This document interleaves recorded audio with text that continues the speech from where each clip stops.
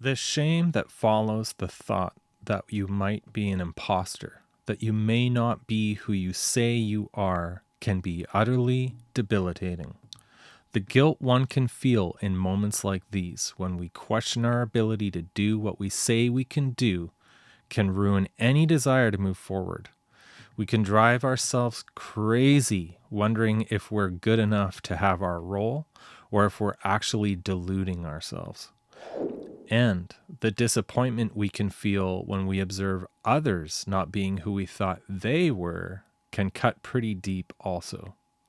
It can be crushing, for example, to witness someone you look up to behaving in such a way that reveals, for the first time maybe to you, the insecurities you previously didn't know they had. The deep disappointment that can ensue can ruin any faith we had in that person previously, making it all too easy to walk away. I always knew Jordan Peterson liked to hear himself talk, which is evidence of a level of insecurity we all have. But when I watched his interview of Robert Greene, my first response was to lose all respect for him. The temptation to ignore any of his videos from that day forward was definitely apparent. But then I remembered all of the lectures and governmental pushback he engaged in and how much I learned from those moments. And I quickly realized I'm doing that thing again, that thing we all do. I'm jumping to a conclusion about someone's character, putting them in a box they don't belong in, and walking away. A tragic move, to say the least. The good news is that so long as a person isn't outright lying about having any reasonable level of experience at what they proclaim they can do or who they proclaim they are, you can rest assured that them feeling like an imposter is one of the most human things they will ever feel, and can in many cases be a sign of inherent integrity within. Welcome to another episode. My name's Seamus. To overcome certain problems in life, sometimes all we need is to understand them better. Knowledge has the immense power to completely alter the course of our lives and turn our destructive patterns into formidable blessings. So with that said, and without further ado, let's dive into the intricacies of imposter syndrome.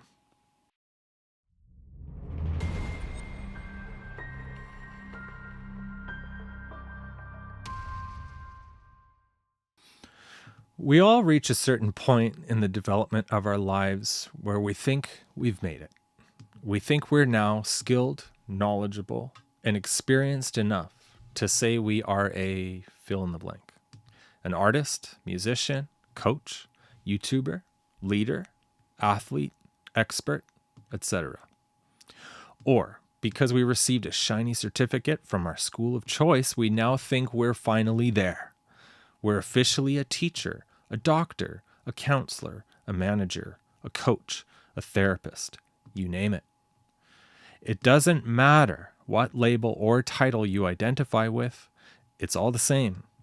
We think that because we have now adorned a particular title, we are that thing now. And that's that. The truth, however, is that there is no such thing as having finally made it. We are never suddenly the title we call ourselves. We're never suddenly the thing. It's just not so. What is so is that we are embracing that identity and are now on a journey of developing more and more into it. And this development has absolutely no end at all. The challenge to live up to our title never ends. So at the end of the day, so long as you're reasonably adept at what you say you are or what you say you can do, then you're probably not the imposter you think you are. You're just having a healthy skepticism about yourself that keeps you growing.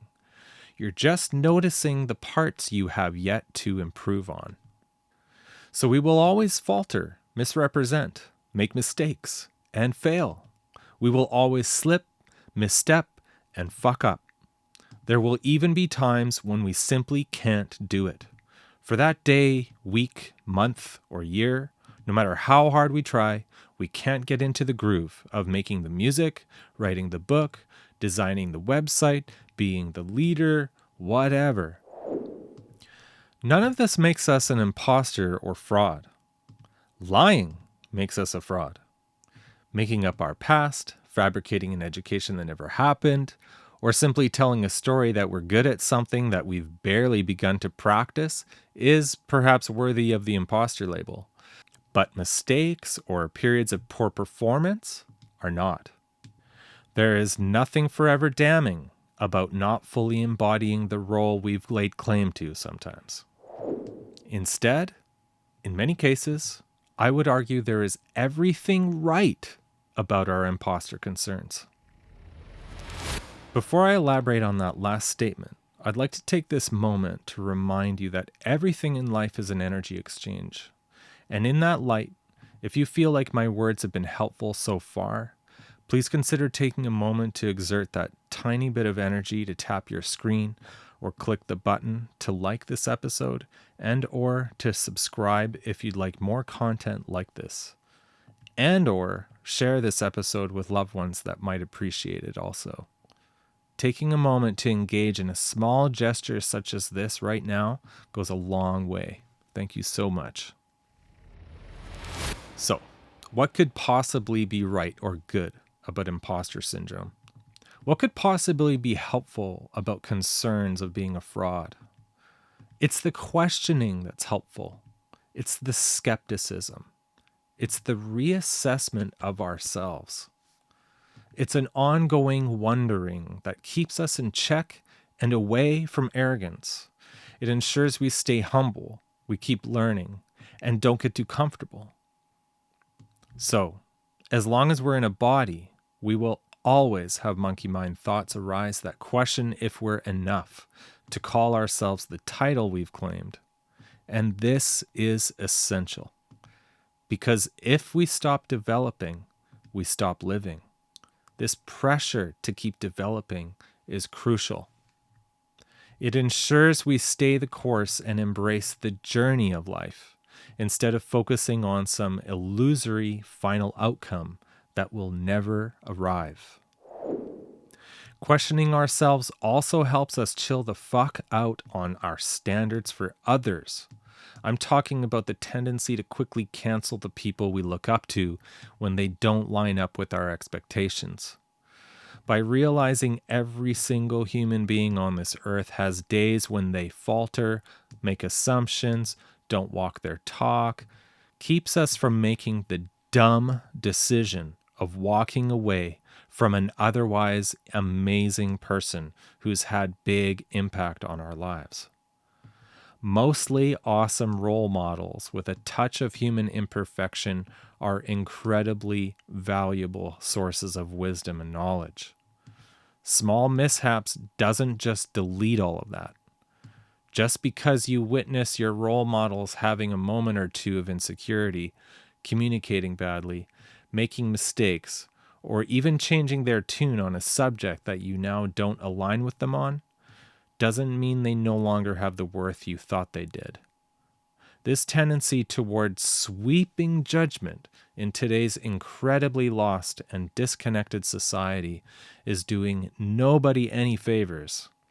If your therapist misses the mark in a therapy session, or your teacher misquotes and gets their facts wrong despite an otherwise good track record, doesn't mean they now suck. They have bad days, yes, weeks, yes, months, and years, just like you. So take them off the pedestal, chill on your projections, and stay curious. Because quality mentors are an invaluable asset in this world, more than you might know. And by the way, this urge to reject others for their perceived inadequacies, it's more about you than them anyways.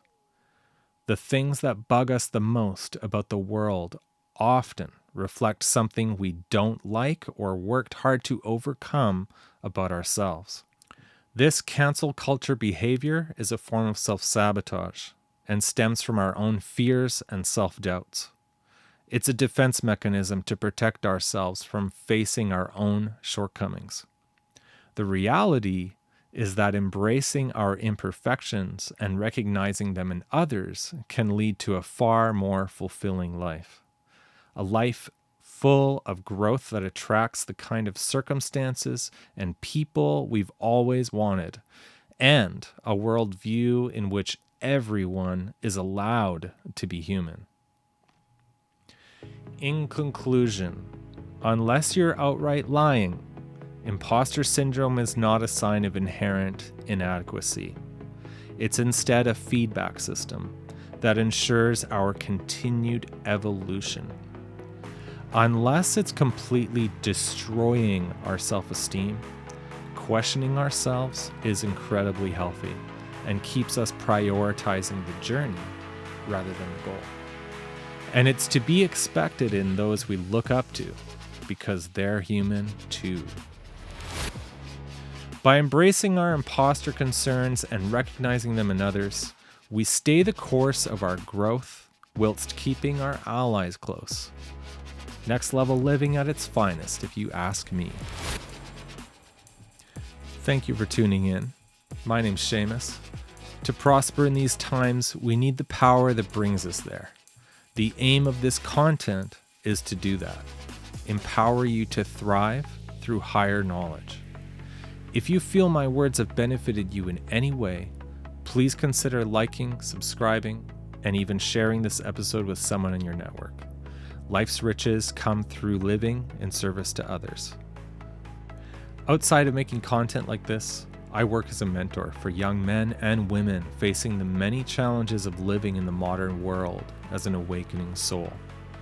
If you could use the help of an experienced ally such as myself, who's been there, done that, and knows how to navigate the labyrinth of this matrix, book a free fit call via the link in the description. And if you think you might be interested in joining one of my mentorship and support circles, check out those links in the description as well. Thank you for watching to the end. May you fully integrate what you've received here and carry it forward on your journey toward more freedom. Blessings of the highest order to you, my friend. Until next time.